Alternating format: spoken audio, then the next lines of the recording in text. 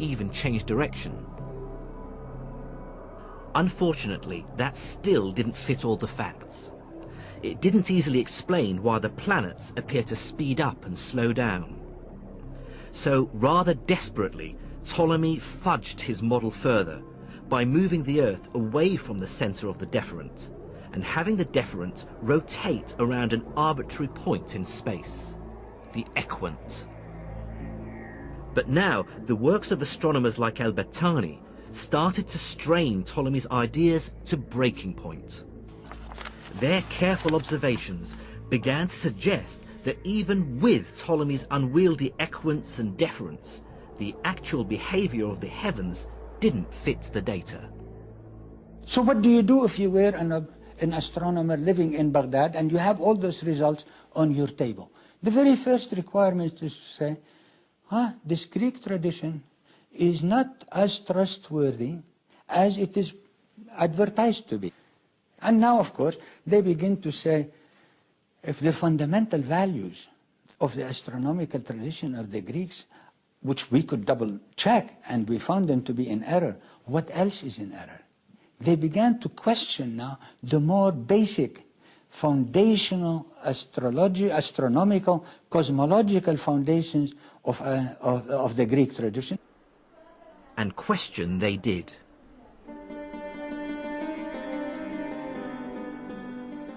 What's absolutely striking about the writings of Islamic scholars by the 9th century is the increasing use of the word shukuk, which in English means doubts.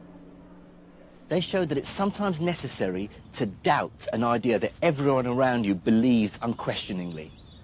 Islamic doubting of Greek astronomy began the slow process of undermining the notion that the Earth is at the center of the universe. To doubt takes great courage and imagination. But if the great dialogue between Islamic and European astronomers shows anything, it's that doubt, or shukuk, is the engine that drives science forward.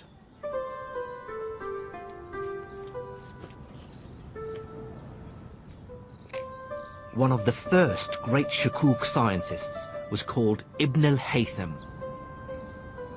He was born in the Iraqi city of Basra in 965 AD and was among the first to argue passionately that scientific ideas are only valid if they're mathematically consistent and reflect reality.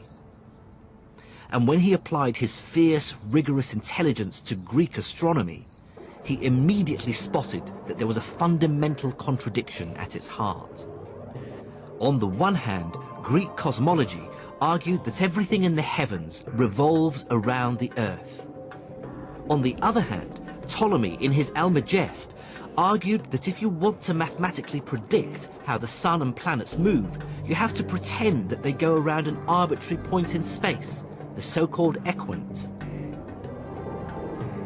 This is clearly a contradiction.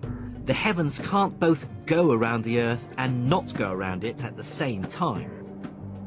Ibn al-Haytham hated this nonsensical contradiction. In the early 11th century, he wrote a paper, Al-Shukuk ala Ptolemyus, or Doubts on Ptolemy. In it, he writes with barely contained frustration, Ptolemy assumes an arrangement that cannot exist. Ibn al-Haytham says that is a total absurdity. We cannot accept that, and furthermore, he says, it's not a slip of a tongue. Ptolemy knew that it was an absurdity, and he shows us where Ptolemy himself was embarrassed by having to introduce it. So he says there is a fundamental reasoning problem, meaning that the Greeks knew, that Ptolemy knew that he was making a mistake, but he knew he couldn't do any better, and hence now the challenge is to do one notch better, and hence to be able to fix this. That, in my explanation, begins to be the program of research for all astronomers to come. In order to achieve that project, you had to be convinced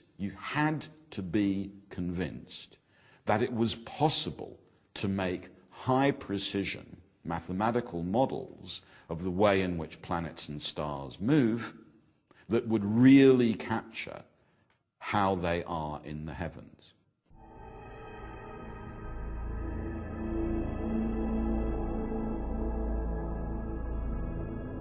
Ibn al-Haytham, in effect, laid down the challenge for all astronomers who followed, which was to come up with an explanation for how the heavens move that is both mathematically consistent and agrees with what we observe. The final answer to this would come from faraway Europe with Copernicus and others, but the next and crucial breakthrough came somewhat closer.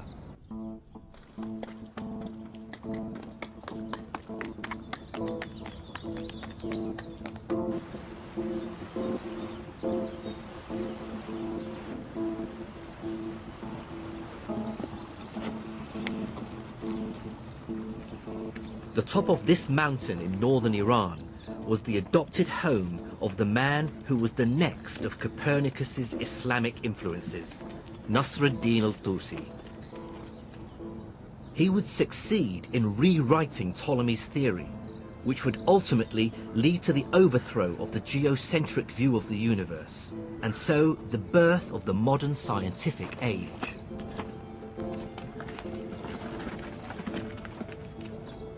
This is the remote castle of Alamut, al-Tusi's adopted home. For many years, it was the home of a Muslim sect called the Ismailis. It's a lovely secluded spot, and it was the center of the Ismaili movement. It's not surprising that al-Tusi would find a home here. And it wasn't just him. Many other scholars were gathered here, and there seems to have been a library. It was a center for learning as well as a military stronghold.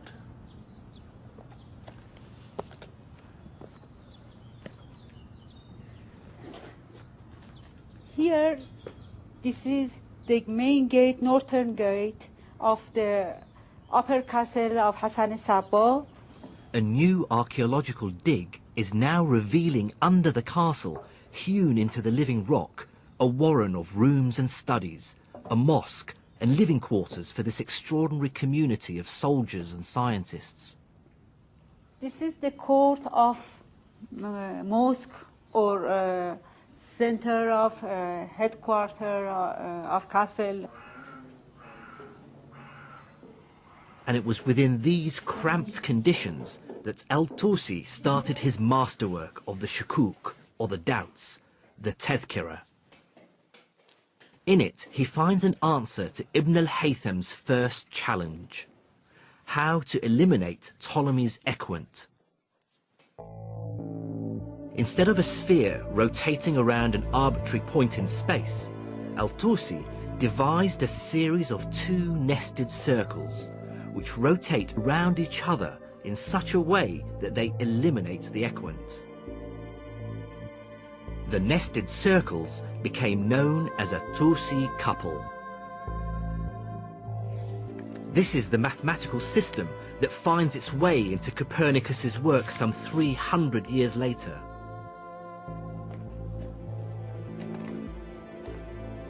Having found a solution to the equant problem, al-Tusi now wanted to complete the task Ibn al-Haytham had started 200 years earlier, to find a consistent mathematical description of the movement of the celestial bodies. But to do that, he needed better data, which meant bigger and better equipment than he was ever going to find here at Alamut. And then something happened which changed al-Tusi's life forever. The Mongols.